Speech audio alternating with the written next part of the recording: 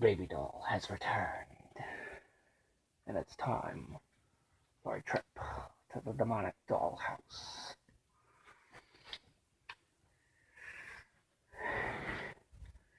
In case you're unaware, we have been watching the Nightmare on Elm Street franchise.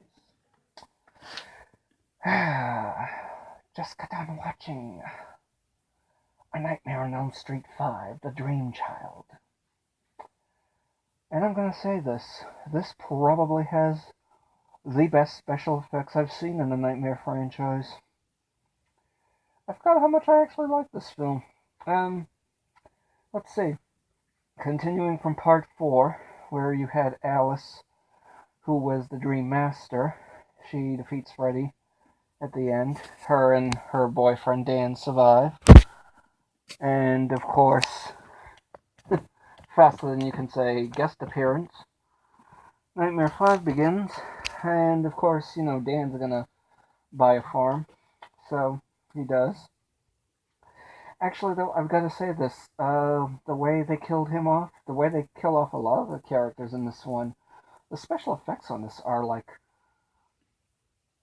I don't think it was like Stan Winston or Tom Savini, but whoever did it was very, very good at what they did. It was like, it was kind of like Screaming Mad George, maybe special effects. I don't know if he had anything to do with this one in this case or not. But, yeah, so they had some pretty creative ways to kill off people in this film. Stratus. Hello. Anyway. Yeah, so they had some pretty creative ways to kill off some people in this film in terms of their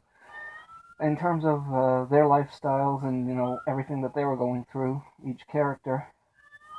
There was one girl in the film named Greta. Her mom is one of these,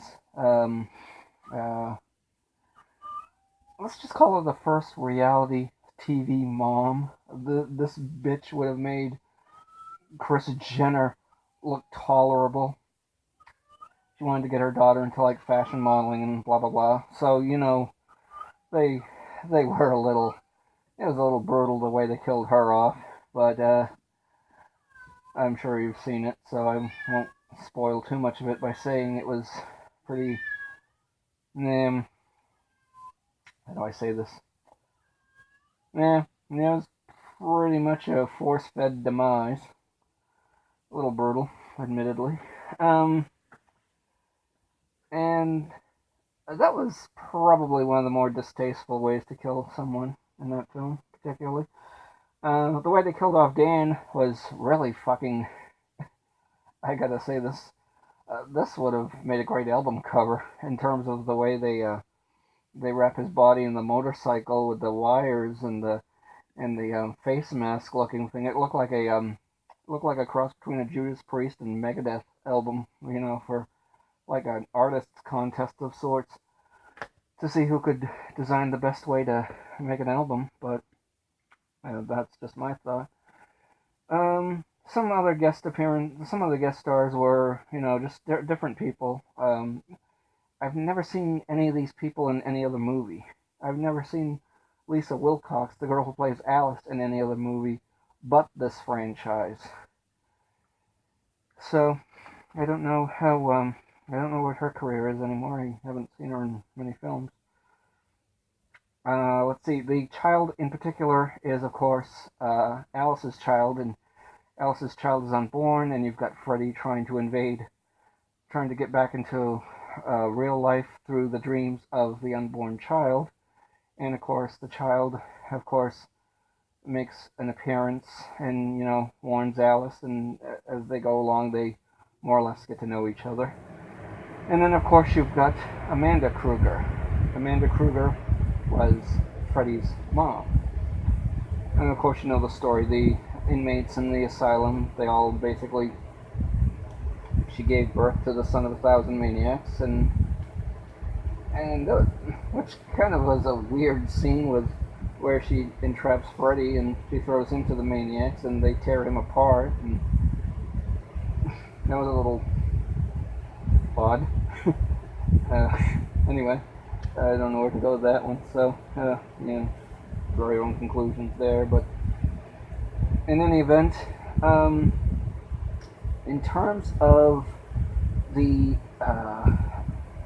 album itself, the soundtrack album, I'll gotta talk about that for a moment. I don't really need to see too many more rap groups doing songs about Freddy, do I? But maybe I do. I don't know.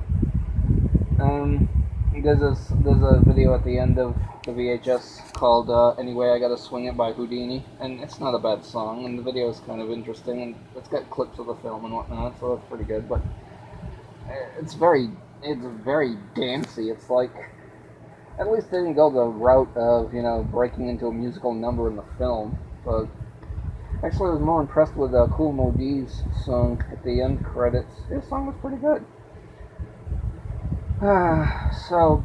And of course, I've got to say this, the main star in this film, of course, is Freddy, Robert Englund. Robert Englund is a friggin' fucking great actor. There's no other way to put it. It's pretty much the two big actors in this are Lisa Wilcox and Robert Englund. At this point, I think Wes Craven was pretty much a name only. He didn't really, it was just the character based on his, creation. But he didn't direct it or produce it that I know of. But the director for this one, Stephen Hopkins, I'll give credit where credit's due. I forgot how much I actually liked this film. It was pretty good. Is it the best Nightmare on Elm Street movie? I don't know. It's, I'd say for its time, probably. It's probably a toss-up between 4 and 5. Although I think The Darkest Still is probably 1 or 2. I'd say probably 2. Just because they didn't really go with the one-liners. This one had some one-liners, of course. Nightmare 4. Nightmare 3, actually, if we're going to delve deeper into it. Nightmare 3 was pretty much where Freddy Krueger began doing the one-liners. So, in terms of the film overall, it's a great movie. It's a good way to kill an hour and a half, pretty much. So, this has been the Demonic Dollhouse. We have but one more film to review. Well, I'll be reviewing many others, of course. Probably.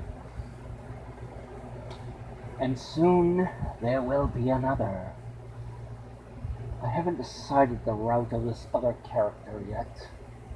But let's say it will be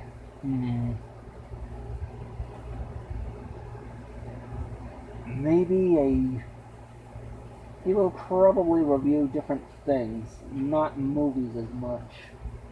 I'll just leave it at that for now. In any event, this has been the Demonic Dollhouse. I am your host, Baby Doll. Until we meet again, beware. The dollhouse is always open. The lights are always on.